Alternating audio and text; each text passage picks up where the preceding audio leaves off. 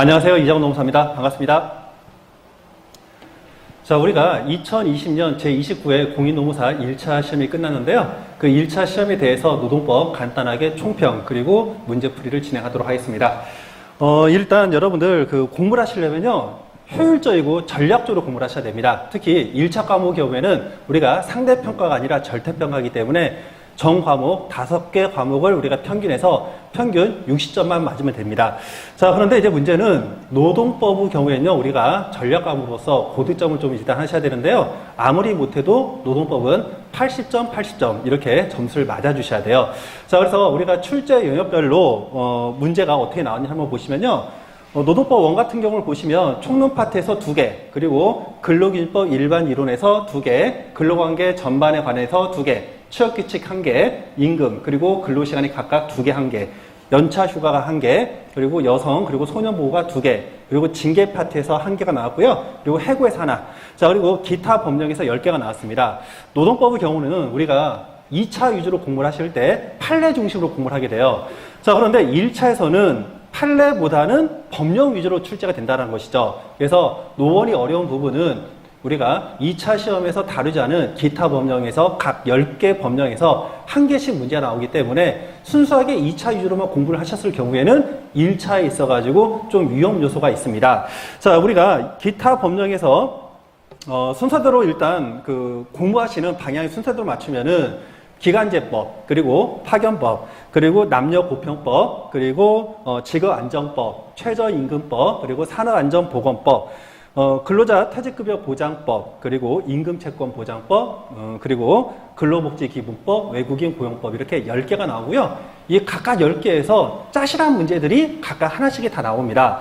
자, 그리고 이제 노트로 한번 보도록 할게요. 노트 영역, 출제 영역을 보시면은 노트는 노원보다는 좀 쉽죠. 그래서 기타 법령이 4개밖에 안 나옵니다.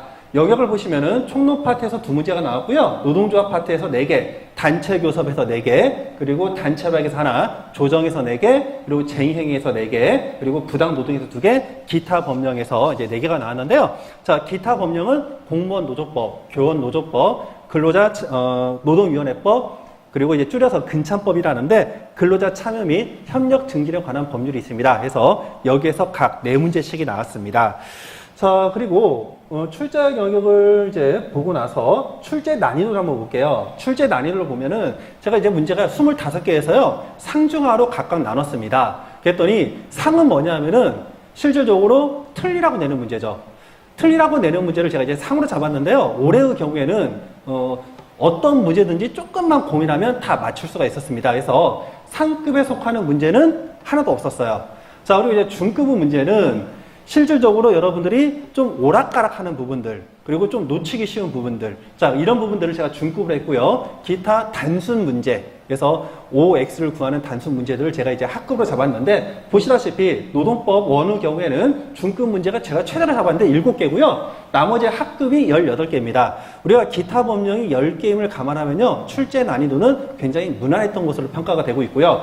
노동법 2의 경우에는 상급 문제는 없고 중급 문제가 2개, 그리고 학급 문제가 23개, 거의 대다수였습니다. 그래서 노트의 경우는 우리가 실제로 조금만 공부를 하셨으면은 누구나 다 90점 이상을 맞을 수 있었던 좀 노트의 경우는 좀 평이한 그런 문제라고 판단이 되고 있고요. 자, 이제 문제 유형별로 제가 문제를 분석을 해봤습니다. 문제 유형은요, 이렇게 있죠. 정답형은 뭐냐면은 다음 중 옳은 것은, 이게 정답형 문제입니다. 자, 오답형은요, 다음 중 옳지 않은 것은. 그래서 5개 지문 중에서 오답 지문을 하나를 꼭 뽑는 거고요. 자, 그리고 그 선택형이 있는데요. 선택형은 이제 박스형 문제, 모듈형 문제입니다. 그래서 다음 중에 옳은 것을 모두 고르시오. 조합형 문제가 될 수도 있겠죠. 자, 그리고 이제 마지막으로 추리형, 사고형 문제가 있는데요. 이건 뭐냐면은 일종의 응용형 문제입니다. 그래서 우리가 앞에서 말했던 정답, 오답, 선택형, 그리고 뒤쪽에서 나오는 문제 근거로서 법령 문제라던가 판례 문제, 모든 것들은 그냥 단순한 거예요. 사고를 할 필요가 없어요.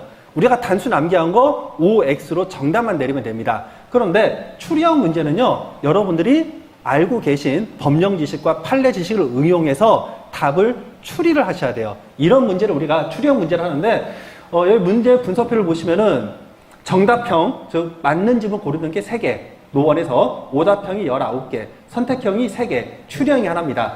자, 문제가 난이도가 어려우려면요, 보통 선택형 문제나 추리형 문제가 많아지고 그리고 각 선택형 문제, 추리형 문제의 지문이 어려워야 돼요. 근데 여기서는 올해 시험은 선택형 추리형 문제의 어떤 문제 지문들이 다 쉬웠던 보편적인 문제였기 때문에 역시 시험 문제는 평이했던 것으로 평가가 되고 있고요. 노트 같은 경우에도 정답형이 3개, 오답형이 20개, 그리고 선택형이 2개, 추리형이 하나입니다.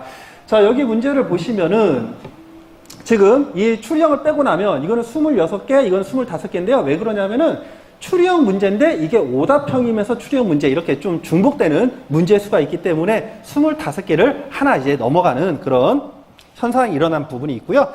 자, 그 다음에 이제 마지막으로서 출제 근거를 한번 보겠습니다. 출제 근거는요, 제일 많이 나오는 게 법령이죠. 그래서 법령에서 노동법의 노1에서 19개, 그리고 순수 판례 문제입니다. 지문 5개 중에서 모두 다 판례로 구성된 게 한 문제. 조합형은 뭐냐 하면 법령하고 판례 지문하고 묶어놓은 걸 제가 이제 조합형이라고 했어요. 그래서 조합형이 4개, 그 다음에 일반 이론인데 이 일반 이론은 연역사 문제라던가 아니면 어떤 그 법리, 총론 부분, 이런 부분이고요. 그래서 여기서 이제 한 문제가 나왔고요.